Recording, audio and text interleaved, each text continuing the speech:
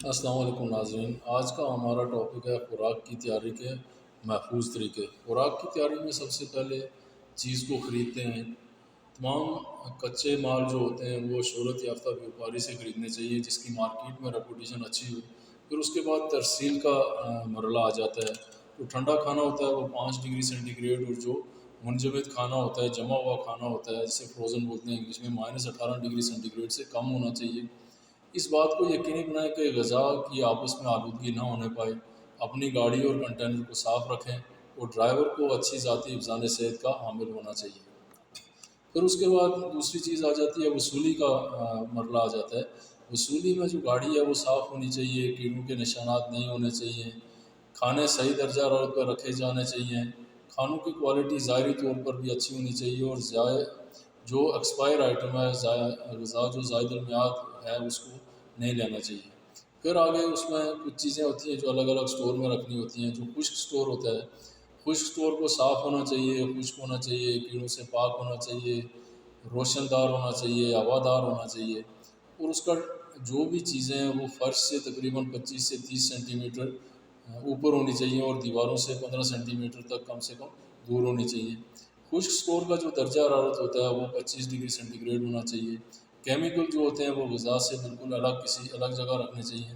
Stock کی مناسب گمائی ہونی چاہیے، یعنی جو پہلے آیا آئٹم اس کو پہلے استعمال کرنا چاہیے، فرسٹ ان فرسٹ آؤٹ۔ میعاد کی مدت اور پرانی اشیاء کا استعمال چیک کرنا چاہیے۔ جو ناقابل استعمال چیزیں ہوتی ہیں یا ردی ہوئی چیزیں ہوتی ہیں یا جن کی ڈیٹ ختم ہوئی ہوتی ہے تو وہ حادثاتی طور پر استعمال نہ ہو جائیں، اس کے لیے آپ کو ان کی نشاندہی کر کے ان کو الگ جگہ پر رکھ دینا چاہیے۔ پھر آگے جو مرحلہ آتا ہے وہ کولڈ سٹوریج ہوتی ہے یا منجمد سٹوریج ہوتی ہے۔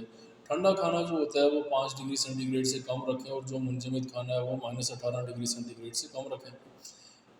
آپ خزاں جو کچا کھانا ہے اور جو پکے ہوئے کھانے ہیں اس کو الگ الگ رکھیں، اور اگر آپ کے پاس ایک ہی فریزر یا چلر ہے تو جو پکا ہوا کھانا ہے اس کو اوپر والے ریک میں رکھیں۔ کھانوں کو فوڈ گریڈ برتنوں میں رکھیں۔ غذا کو وصولی کی تاریخ یا میعاد کی مدت کے مطابق اسٹور کریں۔ پہلے وصولی اور پہلے استعمال کا طریقہ کار استعمال کریں۔ اب کچھ قواعد و ضوابط ہوتے ہیں اسٹور میں۔ غذا کو وصولی کی تاریخ یا میعاد کی مدت کے مطابق اسٹور کریں۔ اسٹاک کی گمائی میں آپ نے ہمیشہ جو چیز پہلے آتی ہے اس کو پہلے استعمال کرنا ہے۔